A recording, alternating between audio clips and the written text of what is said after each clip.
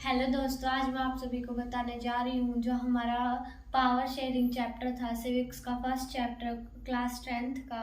तो उसको part first तो हमने कंप्लीट कर दिया था। हमने ये कहा था कि पार्ट सेकंड में मिलेंगे, तो पार्ट सेकंड से स्टार्ट करते हैं। हम फर्स्ट ऑफ चलते हैं हम बेल्जियम में। तो बेल्जियम का जो संविधान कितनी बार बना था, तो वो 4 बार बना था। और वो कौन सी सन के बीच में बना, तो 1970 टू 1993 के बीच में बना। अब चलते हैं हम श्रीलंका में।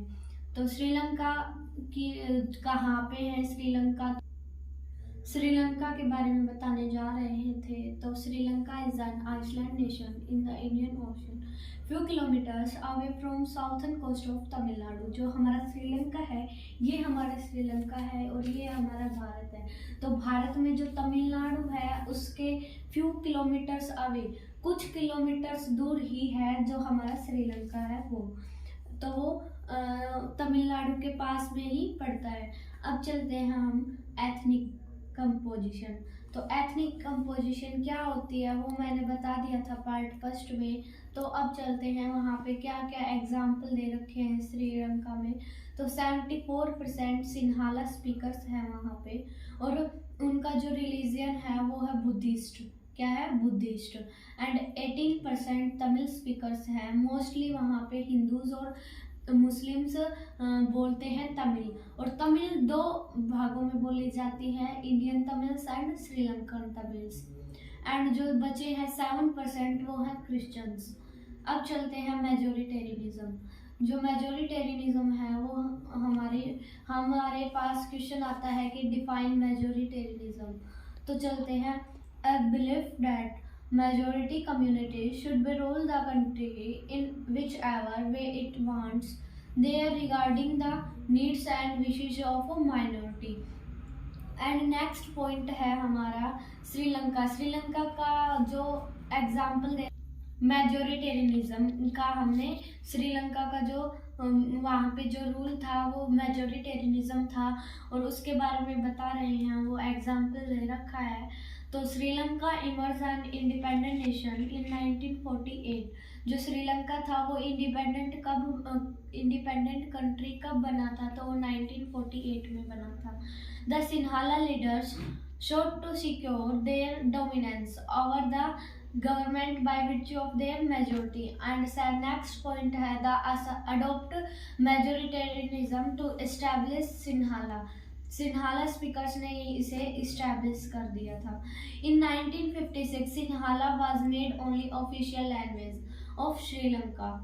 जो सिन्हाला लैंग्वेज थी वो ऑफिशियल लैंग्वेज कब बनी थी, तो वो 1956 में ऑफिशियल लैंग्वेज बन गई थी। एंड नेक्स्ट पॉइंट है a new constitution stipulate that state government shell protect and Buddhism. And next point है all the measures increase the feeling alienation among Tamils. They felt that none of the major politics led by Buddhist Sinhala leaders were to their language and culture denied from equal rights, discriminate them in getting jobs and opportunity to ignore their interest. And जो एक मतलब कि most important point है struggle of Sri Lankan Tamils and its result.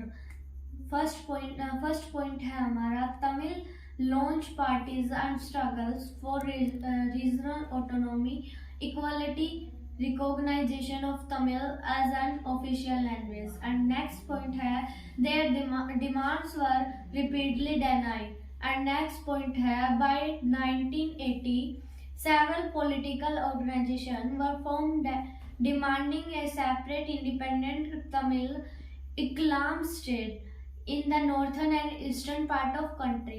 And next point है all the distrust between both the community turned into a civil war which caused a terrible setback to the social economics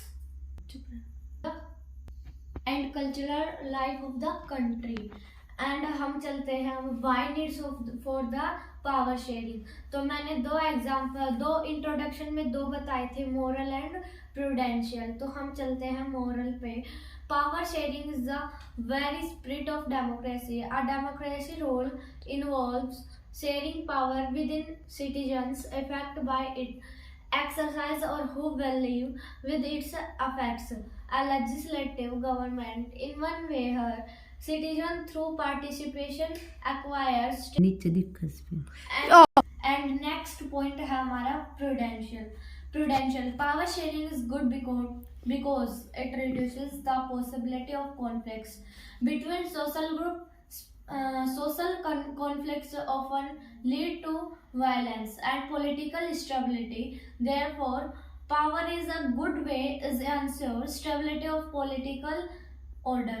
तो चलो बच्चों, हमारा जो cover हो गया है, अब हमारा बचा है फॉर्म्स ऑफ पावर शेयरिंग, वो हम आपको अगली वीडियो में देंगे। तो हमारा पार्ट 3 देखने के लिए हमारे चैनल को लाइक एंड सब्सक्राइब कीजिए।